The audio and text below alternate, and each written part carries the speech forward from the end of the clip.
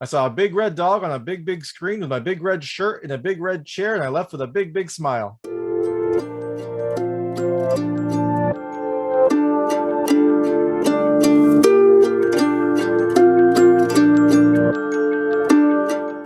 Hey everyone, this is David Stark from Watcher Pass. I'm here to talk to you about Clifford the Big Red Dog, which is coming to theaters and Paramount Plus on November 10th, 2021. It's a movie adaptation of the beloved children's books. I mean, I read those books as a kid. They were some of my favorites, and now you can see it on the big screen. I'm going to go into a really quick hot take if anyone's just wondering how the movie is and if parents are watching. The movie's really good. It's actually much better than I thought it was going to be. It's a lot of fun. There's a lot of humor. There's some good lessons, and it's just kind of an entertaining hour and a half.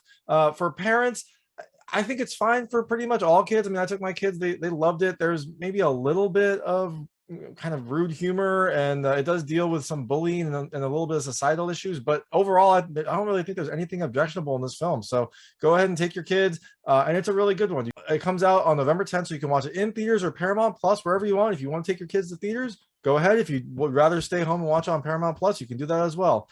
So I'm going to get into the film now. I'm going to talk about things I liked and then talk about the ending. I'm going to talk about what I like first, and then I'm going to go into the story. So there shouldn't be any spoilers in the first discussion, but I'll tell you when I'm going to start talking about spoilers. So things I liked about this movie. So the first thing I liked is the writing. And what I liked most is it didn't feel like it tried to simplify it for kids. I mean, in the first scene there were some pretty big words that were used, and they just used it normally, and I really liked that. I appreciate that. I don't love it when movies try to be too simple for kids, because I think it's good for kids to be challenged. It's good for the kids to hear more difficult words than what they're used to.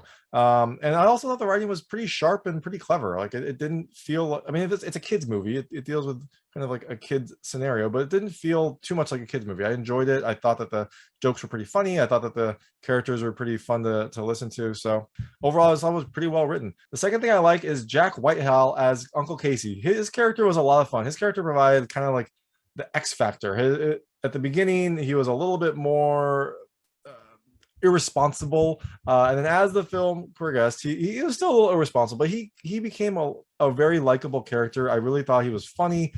He added a lot of humor to this movie, and I liked his character. Really kind of stood out from everyone else, although all the other characters are pretty well done.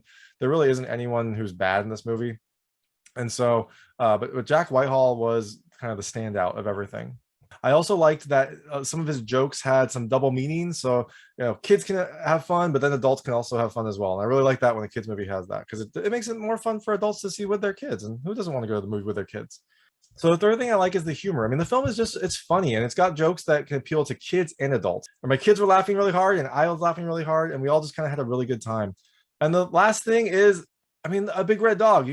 How can you not like a movie about a big red dog? I mean, Clifford is very well done. He's CG, so they used a computer to animate him. There might have been a dog that was used, but they changed him up and made him bigger with a computer. And so you can tell sometimes that they did that, but overall, he's just a really cute puppy. I thought he was actually much better rendered than I expected from this movie, and he was really fun to see. He had some good emotion. He had some cute moments. There were a lot of ahs in the film when he was small, and then when he went big, there were a lot of groans as he did things that a giant dog would do. So overall, I liked him. So going into the ending, and this is where there will be spoilers. So if you don't want to know anything about the film, turn this off now. I'm going to talk about spoilers. So I don't think the books really had an explanation for why Clifford became big. Maybe they did. I just don't remember. I read them a long time ago. I always thought that he was just big. And then the books were how he dealt with being a big dog in a world surrounded by little dogs. In the movie, Emily receives Clifford from this magical pet shop that kind of pops around the city, run by Mr. Bridwell. And so the first night that Emily had Clifford, she wished that he could be big. I think she wanted him to be big so that she could be seen, or so that he could be seen and protected.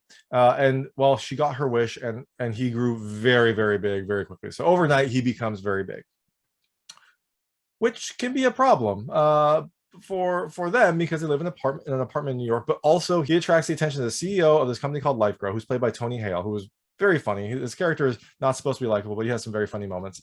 They want to study Clifford to figure out why he grew so big, because they want to use that for their own products. So LifeGrow hatches a scheme to try to capture him, and they do this by implanting a microchip into Clifford. Your pets might have that. It's pretty common. It's a little tiny chip that doesn't hurt them, and if they get lost, it lets people scan it to figure out who the owner is. Well, this is a bigger chip because Clifford's a big dog, but they insert it into him, and their thinking is, hey, you know what? If he has this chip, people will think he's ours. Emily catches onto their scheme, and she tries to get Clifford away, tries to hide him from Lifegore. So once he's safe, she and Uncle Casey try to find Bridwell to have him turn him back because she's like, he's too big, he can't live in the city this big, and so she wants him to become normal size. They find out that he was at a hospital for some reason, and so they go to try to find him, and they find out there that Mr. Bridwell had died, and so they don't see him, but they see his distinctive bow tie being taken away. So now that Mr. Bridwell can't help them, they have to come up with some other plan, and thankfully Emily's friend Owen comes up with this plan with his dad to send Clifford to a sanctuary. A sanctuary is like a place where animals can go live and be animals. And because Clifford is so big and he can't live in the city, they decided to send him to a sanctuary. But as you would imagine with a big dog like Clifford, he's found as they're trying to get him out, and they take Clifford to Lifegrow so that they can study him. Emily is understandably upset. Uncle Casey's upset. Everyone's pretty much upset about this. So Emily organizes her friends in the neighborhood and her neighbors to go and try to help Clifford break out of Lifegrow. So they end up doing it in a very funny sequence of events. And Clifford is now running around New York. They're trying to hide him from the police in Lifegrow, but they find out that Mr. Bridwell's tent is in a park in New York City. So that's a shock. We thought he was dead, but his tent is in a park in New York City. So they bolt to the park. Clifford runs very fast.